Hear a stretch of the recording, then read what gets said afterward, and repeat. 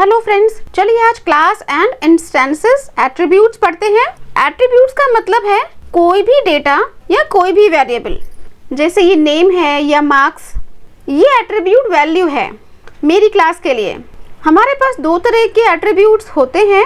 पहला है class attribute जो सारी की सारी ऑब्जेक्ट के लिए कॉमन है, और दूसरा है इंस्टेंसेस एट्रीब्यूट जो हर ऑब्जेक्ट के हिसाब से अलग अलग होते हैं। फॉर एग्जाम्पल, हमने ये क्लास बनाई है स्टूडेंट नाम से। अब स्टूडेंट के लिए पहले स्टूडेंट 1 आएगा, फिर स्टूडेंट 2 आएगा, फिर स्टूडेंट 3 आएगा, फिर स्टूडेंट 4 आएगा। तो क्या मैं ये कह सकती हूँ कि स्टूडेंट 1, स्टूडेंट 2, स्टूडेंट 3, स्टूडेंट 4 सबके सब नेम अलग अलग होंगे? ऐसा नहीं है कि हमने एक बार नेम डिफाइन कर दिया और सारे स्टूडेंट के नेम हो जाएंगे। तो जितने भी स्टूडेंट ऑब्जेक्ट हैं या स्टूडेंट इंस्टेंसेस हैं, उन सब के लिए नेम अलग अलग होगा। तो अगर हर स्टूडेंट का नाम अलग अलग होगा तो क्या मैं ये कह सकती हूँ कि ये जो नेम है ये एक ऑब्जेक्ट है? तो क्या मैं ये कह सकती हूँ कि ये जो नेम है ये एक ऑब्जेक्ट या इंस्टेंसेस एट्रीब्यूट होना चाहिए? मतलब ऐसा डेटा होगा जो हर ऑब्जेक्ट का अलग अलग होगा। तो ऐसा डेटा जो हर ऑब्जेक्ट का अलग अलग होता है उसको हम सेल्फ डॉट करके डिफाइन करते हैं। जैसे यहाँ पर हमने सेल्फ डॉट नेम लिया है, सेल्फ डॉट मार्क्स लिया है। जैसा हमें पता है कि हर स्टूडेंट का नेम अलग अलग होगा, हर स्टूडेंट के मार्क्स अलग अलग होंगे, तो हम सेल्फ डॉट मार्क्स लिखेंगे। तो सेल्फ यहाँ ऑब्जेक्ट का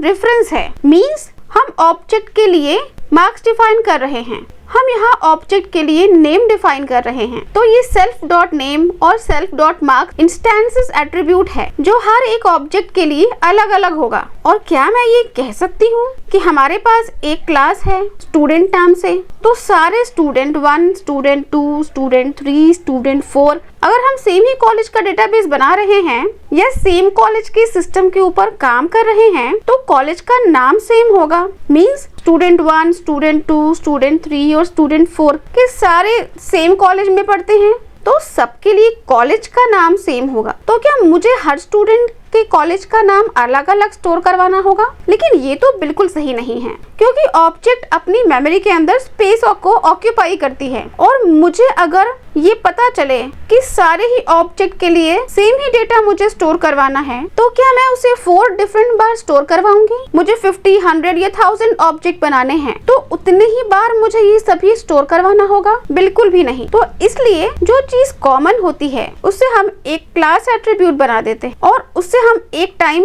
एक ही सिंगल बार मेमोरी में स्टोर कराते हैं। जैसे अगर हर स्टूडेंट के लिए कॉलेज नेम सेम है तो मैं कॉलेज नेम को कंस्ट्रक्टर के अंदर सेल्फ डॉट समथिंग करके नहीं, जैसे यहाँ पर हमने self dot name, self dot marks लिया है, यहीं पर मुझे सेल्फ डॉट कॉलेज करना है, तो मैं ये नहीं करूंगी।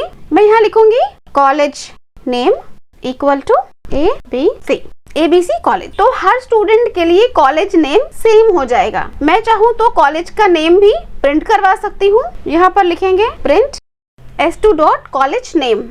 देखिए इसे हम सेव करेंगे और रन कराएंगे, तो देखिए यहाँ पे प्रिंट हो रहा है ना, न्यू स्टूडेंट सागर का मार्क्स, फिर न्यू स्टूडेंट राजा का मार्क्स और ABC कॉलेज। तो यहाँ पे देखा ना आपने कि S2 के लिए उसका कॉलेज का नाम प्रिंट हो गया। और ये जो वेरिएबल है कॉलेज नेम, ये सेल्फ डॉट के साथ डिफाइन नहीं हुआ है, इसलिए मेमोरी में एक ही बार स्टोर होता है। अगर आप 10 ऑब्जेक्ट भी क्रिएट कर रहे हो तो भी ये मेमोरी में एक ही बार स्टोर होगा, पर क्योंकि हर ऑब्जेक्ट के लिए नेम डिफरेंट है तो वो मेमोरी में 10 बार स्टोर होगा। क्योंकि अलग अलग वैल्यूज हैं स्टोर करने के लिए, मार्क्स डिफरेंट है तो मार्क्स भी अलग अलग है, तो अलग अलग स्टोर होंगे। तो जो चीज कॉमन होती है ऑब्जेक्ट्स के लिए उन्हें हम क्लास एट्रीब्यूट बना देते हैं, और क्लास एट्रीब्यूट को एक्सेस करने के लिए हम क्लास एट्रीब्यूट भी लिख सकते हैं।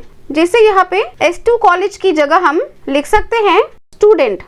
ये भी पूरी तरीके से वैलिड है, पर अगर मुझे नेम या मार्क्स प्रिंट कराने होंगे तो मुझे S2 डॉट नेम और S2 डॉट मार्क्स ही लिखना होगा। मान लीजिए हमारे पास 2 क्लास एट्रीब्यूट है, एक है कॉलेज नेम और दूसरा है नेम। इसकी वैल्यू हम यहाँ पर एनोनिमस कर देते हैं। अब यहाँ देखिए नेम की जो वैल्यू है यहाँ पर हमने क्लास एट्रीब्यूट में एनोनिमस कर दी है, और ऑब्जेक्ट में मैंने देखिए यहाँ पे सागर पास किया हुआ है। तो जब मैं इसे प्रिंट करवाऊंगी तब क्या प्रिंट होगा?